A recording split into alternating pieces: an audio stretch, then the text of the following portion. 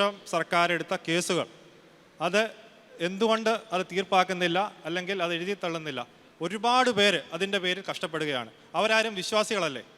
അവരെ വിശ്വാസത്തിൻ്റെ പേരിൽ, അത് ആചാരങ്ങൾ സംരക്ഷിക്കുവാൻ വേണ്ടി അവിടെ വന്ന് സമരം ചെയ്തതാണ്. അത് നാമജപം നടത്തിയ സാധാരണക്കാർക്കെതിരെയാണ് പോലീസ് നരനായായിട്ട് നടത്തി പാവപ്പെട്ടവരെ തല്ലിച്ചതച്ചിട്ട് ഇതുവരെയായിട്ടും ആ കേസുകൾ പിൻവലിക്കുവാൻ സർക്കാർ തയ്യാറാവുന്നില്ല. അത് എന്തുകൊണ്ട് ചെയ്യുന്നില്ല? ഓക്കെ പ്രധാനപ്പെട്ട രാഷ്ട്രീയ പാർട്ടികളൊക്കെ ആവശ്യപ്പെട്ടത് അതാണ്. ഇങ്ങനൊരു സംഗമം നടത്തുന്നതിന് മുമ്പ് അയ്യപ്പ ഭക്തരോട് പരസ്യമായി മാപ്പ് പറയുക, മാത്രമല്ല അവരുടെ പേരിലെടുത്ത കള്ളക്കേസുകൾ പിൻവലിക്കുക. കേരളത്തിൽ അയ്യപ്പ ക്ഷേത്രത്തിലെ സ്ത്രീ പ്രവേശനവുമായി ബന്ധപ്പെട്ട് നടന്ന സംഘർഷങ്ങളിൽ പൊതുമുതൽ നശിപ്പിക്കപ്പെട്ടിട്ടുണ്ടെങ്കിൽ കേസെടുത്തിട്ടുണ്ട്. ഞാൻ പറയട്ടെ സാർ ചോദിച്ചപ്പോൾ ഞാനൊന്നും സംസാരിച്ചില്ലല്ലോ. സാറിൻ്റെ ചോദ്യം കേൾക്കുകയല്ലേ ഞാൻ ചെയ്തത്. അപ്പോൾ പിന്നെ അതിനിടയ്ക്ക് കയറി പറയില്ലല്ലോ. പൊതുമുതൽ നശിപ്പിച്ചിട്ടുണ്ടെങ്കിൽ കേസെടുത്തിട്ടുണ്ട്. ആ കേസുകൾ പിൻവലിക്കണമെങ്കിൽ അതിൻ്റേതായ സാഹചര്യങ്ങൾ ഉണ്ടാവണം. കേരളത്തിലെ സമുദായ നേതാക്കൾക്കെല്ലാം ഈ കാര്യങ്ങൾ അറിയാം. വളരെ വ്യക്തമായി തന്നെ അവരോട് സംസാരിച്ചിട്ടുണ്ട്. അങ്ങനെ പിൻവലിക്കണമെന്ന് പറയുമ്പോൾ ശബരിമലയുമായി ബന്ധപ്പെട്ടുണ്ടായ എല്ലാ സംഘർഷ കേസുകളും പിൻവലിക്കണ്ടേ? പന്തളത്ത് നിങ്ങളിപ്പോൾ ഇത്ര മുമ്പ് പറഞ്ഞ കേസ് പിൻവലിക്കണോ? ഇത്രയും മുമ്പേ അങ്ങൊരു കേസിന്റെ കാര്യം പറഞ്ഞായിരുന്നല്ലോ, ആ കേസ് പിൻവലിക്കണോ? അത് പിൻവലിക്കാൻ പറ്റില്ല. അതുപോലെ തന്നെയാണ് മറ്റൊന്ന് നടന്നിട്ടുള്ളത്. സംഘർഷങ്ങളാണ്.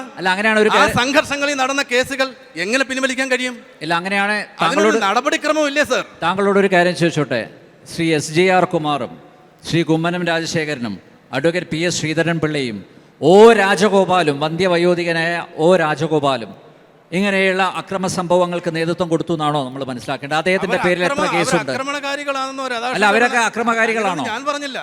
അവർ നടത്തിയ അജിറ്റേഷൻ സമരങ്ങൾ, നമ്മുടെ നാട്ടിലെ രാഷ്ട്രീയ പാർട്ടികളെല്ലാം സമരങ്ങൾ സംഘടിപ്പിച്ചിട്ടുണ്ട്. ആ സമരങ്ങൾ അങ്ങ് പറയുന്ന ഈ നേതാക്കളെ പോലെ തന്നെ കോൺഗ്രസിന്റെയും കമ്മ്യൂണിസ്റ്റ് പാർട്ടിയുടെയും എല്ലാം നേതാക്കൾ പ്രതികളായിട്ടുണ്ട്. ഇപ്പോഴും പല കേസുകൾ നടക്കുന്നുണ്ട്. പിണറായി വിജയന്റെ പേരിൽ എത്ര കേസുകളുണ്ട്? എത്രയോ കേസുകളുണ്ട്.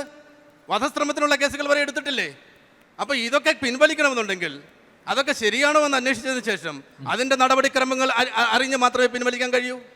അല്ല വെറുതെ പിൻവലിക്കാൻ. ഈ നിലപാടായിരുന്നില്ല CAA പ്രക്ഷോഭം നയിച്ചവരുടെ പേരിലെടുത്ത കേസുകൾ പിൻവലിച്ചിട്ടുണ്ട്. ഏത് CAA പ്രക്ഷോഭം? അത് നയിച്ചവരുടെ പേരിലെടുത്ത കേസുകൾ പിൻവലിച്ചിട്ടുണ്ട്. അവിടെ ഒരു നീതി, ഇവിടെ മറ്റൊരു നീതി. അതാണ് ചോദ്യം ചെയ്യപ്പെടുന്നത്. അത് അങ്ങയുടെ ചിന്തയുടെ അല്ല അങ്ങയുടെ പരിശോധിക്കാം. നാട്ടിലെ ജനങ്ങളെ മുസ്ലിം എന്നും ക്രിസ്ത്യാനി എന്നും ഹിന്ദു എന്നും ഒന്നൊക്കെ വേർതിരിക്കുമ്പോൾ ഹിന്ദു മതത്തിൽ തന്നെ എത്ര വേർതിരിവുകളുണ്ട് ഒന്ന് ആലോചിച്ച് നോക്കിയേ. ഭാരതീയ ദർശനം പിന്തുടരുന്ന ഭാരതീയ ദർശനമാണല്ലോ നമ്മൾ ഹിന്ദുക്കൾ പിന്തുടരുന്നത്. നമ്മുടെ അടിസ്ഥാന ഗ്രന്ഥങ്ങളാണല്ലോ വേദങ്ങളും ഉപനിഷത്തുകളും ഒക്കെ. ആ ഉപനിഷത്തിൽ പറയുന്ന ഒരു ശ്ലോകമുണ്ട്, യസ്തു സർവാണി ഭൂതാനി ആത്മന്യേവാന പശ്യതി സർവഭൂതേഷു ചത്മാനം യദുനാ വിജുഗുപ്സതൈ. എന്താ അർത്ഥം? ലോകത്തിലുള്ള സകല ചരാചരങ്ങളിലും ഞാനുണ്ട്, എല്ലാ ചരാചരങ്ങളും എന്നിലുമുണ്ട്.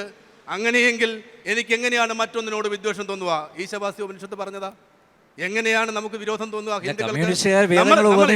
ഹിന്ദുക്കൾക്ക് വിരോധം തോന്നുക? ഇപ്പൊ ഉരുവിടുന്നത് വലിയ സന്തോഷമുണ്ട് അത് കേൾക്കുമ്പോൾ. പിണറായി വിജയൻ ആ വേദിയിൽ അത് ഉരുവിട്ട സമയത്ത് വലിയ സന്തോഷമായി. അങ്ങനെയെങ്കിലും ഒരു മാറ്റം അയ്യപ്പനെ കൊണ്ട് ഉണ്ടായല്ലോ. അത് ഞാൻ കമ്മ്യൂണിസ്റ്റ് ആയതുകൊണ്ടാണ് ആ മാറ്റം എനിക്കുണ്ടായത്. ഈ നാടിനെ കുറിച്ച് പഠിക്കണമെന്നും ഈ നാട്ടിലെ ഇതിഹാസങ്ങളെ കുറിച്ച് മനസ്സിലാക്കണമെന്നും ലോകത്തെക്കുറിച്ച് പഠിക്കണമെന്നും എന്നെ പഠിപ്പിച്ചത് എൻ്റെ പാർട്ടിയാണ്.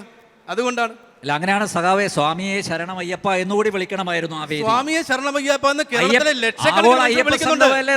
കേരളത്തിലെ ലക്ഷക്കണക്കിന് അയ്യഭക്തരായ കമ്മ്യൂണിസ്റ്റുകാർ സ്വാമിയെ ശരണമയ്യപ്പ എന്ന് വിളിക്കുന്നുണ്ട്. ഞങ്ങൾ പറയുന്നില്ല, ഞങ്ങൾ ആരോടും പറഞ്ഞിട്ടില്ല. ഞാനൊന്ന് ചോദിച്ചോട്ടെ, കേരളത്തിൽ ഇപ്പോൾ ഏറ്റവും അവസാനം ഇന്ത്യയിൽ നടന്ന 24ാമത് കമ്മ്യൂണിസ്റ്റ് പാർട്ടിയുടെ പാർട്ടി കോൺഗ്രസ് ആണ്. 1ാം പാർട്ടി കോൺഗ്രസ് മുതൽ 24ാം പാർട്ടി കോൺഗ്രസ് വരെയുള്ള ഏതെങ്കിലും ഒരു സമ്മേളനത്തിൽ ശബരിമലയിലെ സ്ത്രീ പ്രവേശനത്തെ കുറിച്ചോ അല്ലെ വിശ്വാസികളുടെ വിശ്വാസത്തെ തകർക്കുന്നതിനെ കുറിച്ചോ എവിടെയെങ്കിലും ഞങ്ങളൊരു പ്രമേയം അവതരിപ്പിച്ചിട്ടുണ്ടോ? ഞങ്ങളുടെ ജോലി അതല്ല. ഞാൻ പറഞ്ഞു കഴിഞ്ഞില്ല.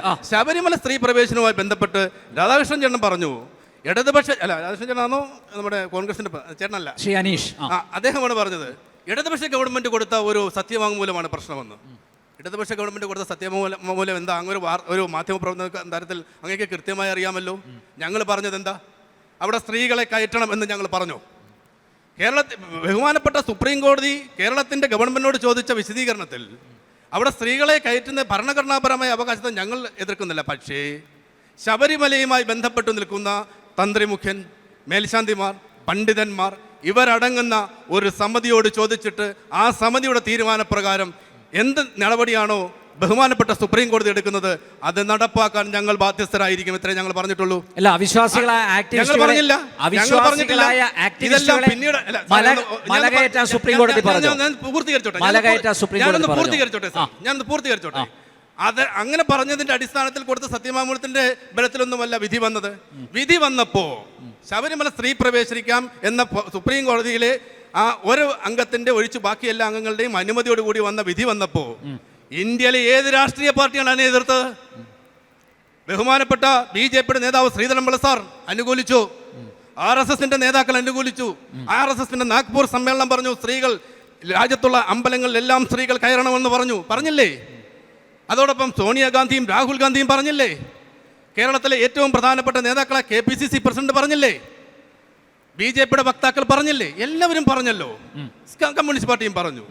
പക്ഷേ ഇവിടെ പന്തളത്ത് നായർ സർവീസ് സൊസൈറ്റി നടത്തിയ ഒരു മാർച്ചിൽ ഉണ്ടായ ജനപിന്തുണ കണ്ടപ്പോൾ ആ ജനപിന്തുണ അടിസ്ഥാനത്തിലല്ലേ നിലപാടുകൾ മാറ്റിയത്? ആ നിലപാട് മാറ്റാൻ CPM തയ്യാറായില്ല. ഇത് മാത്രമേ ഉള്ളൂ ഞങ്ങളുടെ തെറ്റ്.